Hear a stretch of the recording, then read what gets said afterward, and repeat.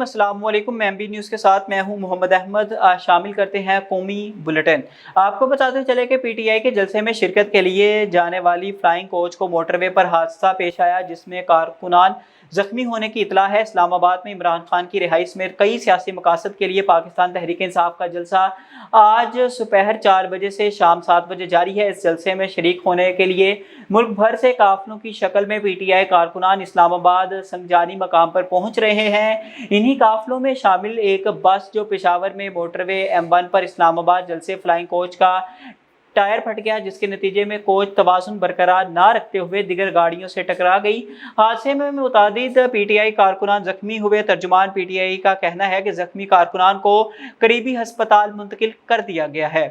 Social media पर मशहूर होने का जुनून एक और जान ले गया। भारत में सोशल मीडिया पर मशहूर होने के लिए कुछ अलग करने के चक्कर में नौजवान को मुंह में सांप लेना महंगा पड़ गया।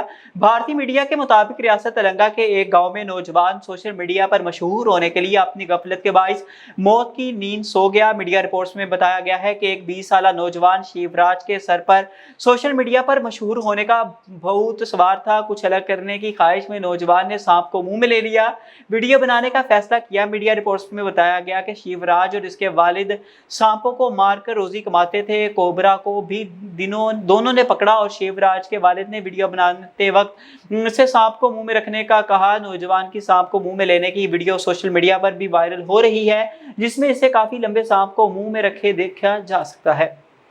वज़ीर आज़म के मशीर इमरान खान को इसराइली ब्रांड करार दे दिया। राना सनाउल्लाह ने इमरान खान को इसराइली ब्रांड करार दे दिया। कहते हैं पाकिस्तान समेत हर मुसलमान को फ़लस्तीनियों के कातिल इसराइल के सियासी ब्रांड का बाइकआउट करना चाहिए। एक बयान में वज़ीर आज़म के मशीर का कहना था कि इसराइल टाइम्स ने पाकिस्तान में इनकलाब और तब्दीली लाने की हकीकत खोल दी है। इस इंकशाफ के बाद 9 मई की मनसूबा साजी और हमलों की वजूहात मजीद वाज़ेह हो गई है। उन्होंने कहा कि फॉरेन फंडिंग और समाजी खिदमत एक प्लानिंग का हिस्सा थी, जिसका मकसद पाकिस्तान की इस्लामी नजरियाती सोच और खारजा पॉलिसी को बदलना था।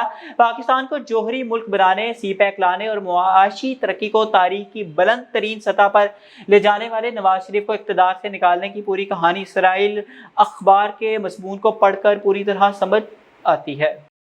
न्यूज़ स्टूडियो से फिल वक्त इतना ही। मजीद खबरों और उनकी तफसीलात को जानने के लिए देखते रहिए MB न्यूज़।